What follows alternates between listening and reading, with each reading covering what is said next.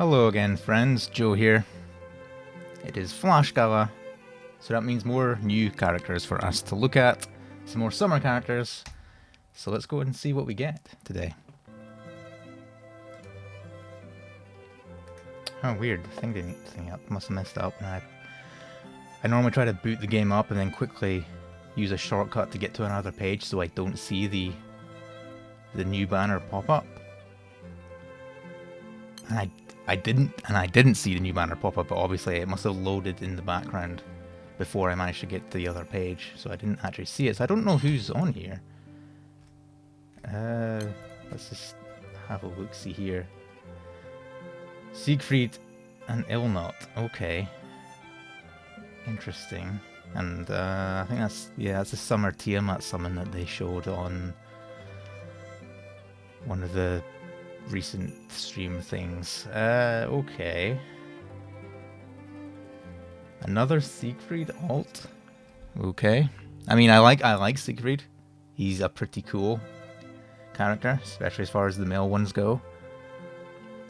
Not sure he really needed another alt, especially since he already has a yukata alt. So this is technically his second summer alt, I guess. Illnott seems interesting. Like, she's like a relatively new character who has never actually really been featured anywhere. So it's interesting that she's gotten an alt already. But let's have a quick wee look at the weapons here. Siegfried's weapon. Enmity and small attack. Okay. And then Illnott's is big attack, small CA damage, and Excelsior. Ah, that could be useful, but I don't remember if I think Earth might already have a weapon that is basically the exact same as this, and I don't think multiple Excelsior skills actually combine. So yeah, I don't know if that'll see much use. Let's take a quick look at Tiamat since it's a new summon. Wind damage, hit to the wind defense. Okay, nothing particularly special. This is cool though. Although like your sub summon slots are so few and far between. Like, you don't really have room for stuff like this when there are so many summons that are basically mandatory to have in your grid that like a nice to have but not essential skill like this, sub skill like this, is not actually that useful because you're never really going to use it. But anyway, let's actually take a look at these characters. Start off with Summer Siegfried, who is water. Is massive water damage to foe. Activate Zwei Harpunien. I apologize in advance for my butchering of these German names, rather. Okay, so he activates his skill 1 on Ogi, which is 2-hit water damage to random foes and jammed effect caster. 3-turn jammed effect, which will obviously get extended by Ogi. So you could probably have this up near permanent. So I wonder how good this is. I imagine this is probably a pretty good jammed buff, probably similar to like Water Vein, where it gives him a really massive boost to attack. That's fine. Skill 2, water damage to a foe, 20% fire damage cut to all allies, convert damage taken to fire damage. Okay, it's fire switch. Cut. Okay. Interesting that that's on a damage. This is on a damage skill as well. Weird. And his third skill, sacrifice caster's HP to gain shield effect, bonus water damage effect. Bonus water damage effect ends when upon taking damage. Similar to his other. Is it his? I'm sure there's another version of him that has a skill that basically cuts his HP to give him some buffs. So this... I'm going to assume that this is a pretty decent amount of echoes, because otherwise this is not a great skill. Because you're cutting HP just to get what will probably be a fairly small shield. Shields in this game tend to be pretty small. And echoes. Like if this also gave him like, you know, guaranteed multi-attacks and like a massive attack boost, then that would be really good. But because you don't get that, it's just the shield and echoes, I'm going to assume that this must be at least a half decent echo skill, echo buff rather. Anyway, is support skills, take damage every turn. Okay, so he doesn't have that on this skill because it's just he just has it permanently. Boost attack and defense, deal multi-attacks, okay. When HP is 50% or below at the end of a turn, 25% boost to charge bar, interesting. So again, if I remember right, deal multi-attacks means guaranteed double attacks, not triple attacks. I could be wrong, but I want to say if it's guaranteed triple attacks, it specifically states triple attacks, whereas multi-attacks is just double attacks. So, it could be better, but it's still, some guaranteed multi-attack is still good. And, excuse me. Again, like I always say, like the game doesn't give hard numbers for stuff like this, so I'm going to assume that this is probably pretty decent. Siegfried's other units have pretty decent attack buffs, so I'm going to assume that this is probably pretty decent as well. Cap incoming fire damage at 5,000 per hit. Cool. Trying to think off the top of my head. Actually, yeah, that would be. I was about to say I can't think of a fire boss where that would be super useful. But then you have Illnott, the 6th dragon raid, where he has a bunch of single target Ogies that deal like stupid amounts of damage. But Siegfried will just be able to easily tank them and just take 5,000 per hit, which is not that much, especially in water, where you can get pretty decent HP numbers in water if you're using like an Oberon grid or something. I'm not sure of how Primal's HP numbers are. Yeah, this alone seems like he'd be really good for Illnott. But otherwise, he just seems like a fairly decent attacker. He gets, you know, he gives himself some nice attack buffs. He gets an auto nuke on Ogi. Plus he gets some nice like tanking, like mild tanking stuff. You know, he has a fire switch and a small fire cut. Plus this means that you can probably take quite a lot of damage.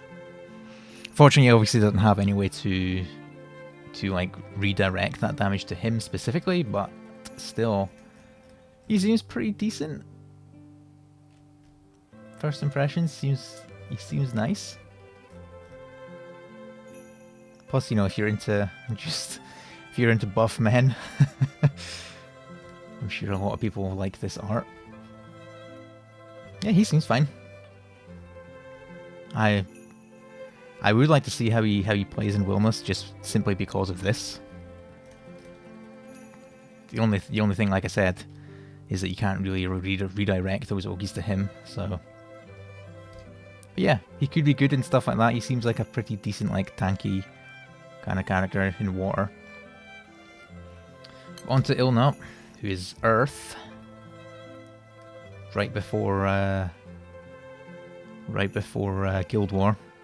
She'll be the latest character before Guild War starts. Let's have a look, see what they're giving her. Her Ogi massive earth damage to a foe, consume 1 piece to activate peace out. She's still using her peace thing from her original fire unit. Peace out. Earth damage to a foe, delay effect, remove 1 buff. Additional effect when 1 piece is consumed, activate twice. So does that mean if this activates on Ogi, does that mean it consumes 2 pieces? Because you consume the 1 piece to activate this on Ogi, and then another piece is consumed to activate it again. Does that work on Ogi, I wonder? It's depending on how... We'll find out how our pieces work as we read on, but depending on how they work, that could mean like a lot of auto nukes after Ogis, which could be... Which, you know, that might make her a decent OTK character, who can say? Like I say, we'll read on and see how this actually works. And we'll find out whether that's true or not. But anyway, skill 2, boost to all allies, triple attack rate, bonus earth damage effect, shorted effect, consumes 100% of all allies. So it's just, okay, so that's just a light fairy and Alanan's skill. Interesting. Presumably this can be cleansed, cleared, if you have it. 14 turns tool, that's... Actually, I think that's about normal for those skills. Skill 3, sharp hit to all foes, attack specs and defense. Supplement damage taken, can't recast. Interesting. Huh. Sharp hit to foes, attack and defense. That's... I'm not sure I've seen that wording before.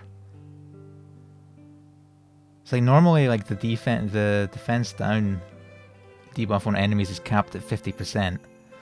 The sharp hit to all foes, attack specs and defense almost makes me think that that's like an overcap for that. That maybe that might go below. That's probably wrong. I'm probably completely talking out my arse there. That's probably not. This is probably just a straight up 50% attack and defense debuff. I don't know. The sharp hit wording there just kind of stood out to me.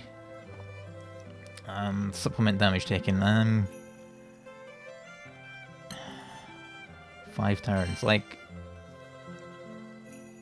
I want to say, like, I would like, because you can't recast this, that this is I would like this to be like a really huge number, like, you know, like 100k or something.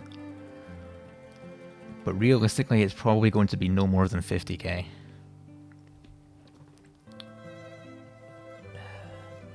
Which, Earth doesn't have a huge amount of like multi-hit damage skills, but it does have Lobelia, which turns every skill into a damage skill, so, you know, some extra supplemental damage is still nice to have. But again, like, there's no actual numbers here, so it's hard to really judge how good this is. Like, you would assume that for a skill that you can't recast, you can only do it once, that it must at least be pretty decent for these 5 turns. But who can say? You never know. Like, summer units so far haven't been super great, apart from Summer Kumbira back in March. But so yeah, hard to say. She seems okay. Let's read on. Support skills. When Illnott is a main ally at battle start. Okay, interesting. So she's basically just a Wang Long or a Tsuchinoko if you put her in the front line. And that's, is that I think that's the first time that we've seen a skill like that. That's interesting. 1 piece to Illnott when targeted by a foe's attack, max 3. Okay, and it doesn't say if she starts the fight with any, so I'm guessing not. So obviously this means that she's not going to be... I'm going to say she's... Yeah, she's probably not going to be a great OTK character. At least not for in terms of Ogi nuking. Like this would be pretty handy if you're using, like, say, Chrysler instead of Relic Buster. But because, you know, the 40% extra bar is nice. Like I said, like, the existence of Relic Buster kind of phased out Huang Long setups for OTK, because you can just give your entire party max bar and CA damage and cap buff with just 2 buttons, which if you have even just like a basic Magna 2 grid is usually enough for most elements to do OTK. So so if you're still needing to eke out a bit of damage and you're using Chrysaor for the double Ogi, having this might actually be pretty useful, because it still allows you to use your main summon as a support summon rather than having to use Huang Long for an extra bar. Because normally in a Chrysaor setup you'd use a Huang Long support summon so your entire party starts with 60% charge bar, and then you'd use Autumn Flow to get up to 100%, and then you'd use dual arts alongside a weapon that grants charge bar on Ogi, or an Eternal in the second slot after you've already recruited them all to get some more extra bar. So if you're still going that route, she could be pretty handy for OTK. But and like I said, now that Relic Buster exists, a lot of those kind of old OTK setups are kind of being, made obsolete. But she seems interesting. Like, she has a delay and a debuff, which a clear rather.